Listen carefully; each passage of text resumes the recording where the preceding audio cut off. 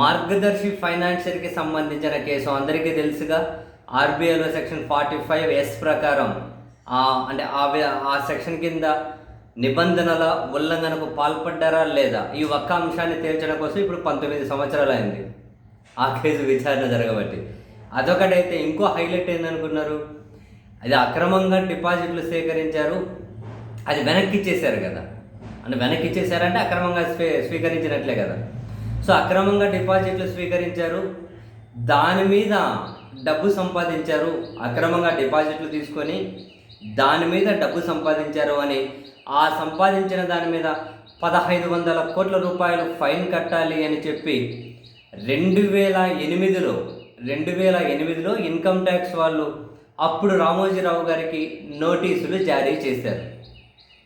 ఎప్పుడు 2008లో income tax వాళ్ళు 1500 కోట్లు ఫైన్ కట్టండి అని. తర్వాత అప్పుడు రామోజీరావు గారు న్యాయస్థానాలకు వెళ్ళి స్టే తెచ్చుకున్నారు. ఆ స్టే ఇప్పుడు 16 ఏళ్ళ నుంచి ఉంది. 16 సంవత్సరాల నుంచి దాని మీద అట్లే స్టే ఉంది. ఇన్కమ్ ట్యాక్స్ వాళ్ళు కానీ దాని మీద చర్యలు తీసుకోవడం కోసం ఎలాంటి అంటే దాన్ని ఆ స్టే ఉంది కదా, దాన్ని ఏమోటి చేద్దామని ఇన్కమ్ ట్యాక్స్ వాళ్ళు కూడా ఆలోచించలేదు. దేశంలో వ్యవస్థలు చాలా అద్భుతంగా పనిచేస్తాయి. సీరియస్లీ, అయితే ఇప్పుడు ఉండవల్లి అరుణ్ కుమార్ గారు దీని మీదనే ఆదాయపు పన్ను శాఖకు లేఖలు రాశారు.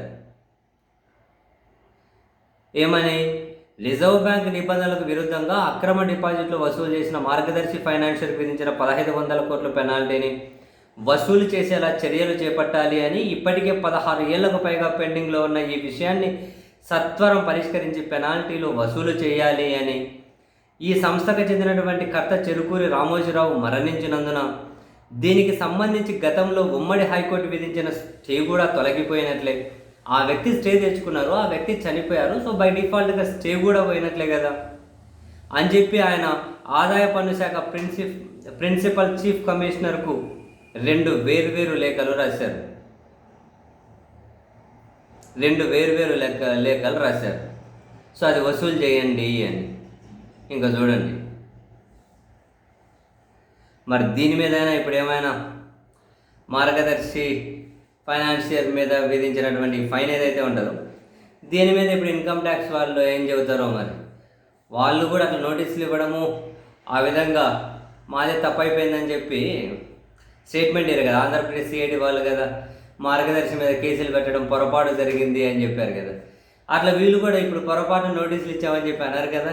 అన్నారని అనుకుంటూ ఉన్నాం. అన్నా కూడా ఆశ్చర్యం లేదు, వింతలేదు. ఎందుకంటే ఈ దేశంలో వ్యవస్థలు చాలా అద్భుతంగా పనిచేస్తాయి. సీరియస్లీ అద్భుతంగా పనిచేస్తాయి.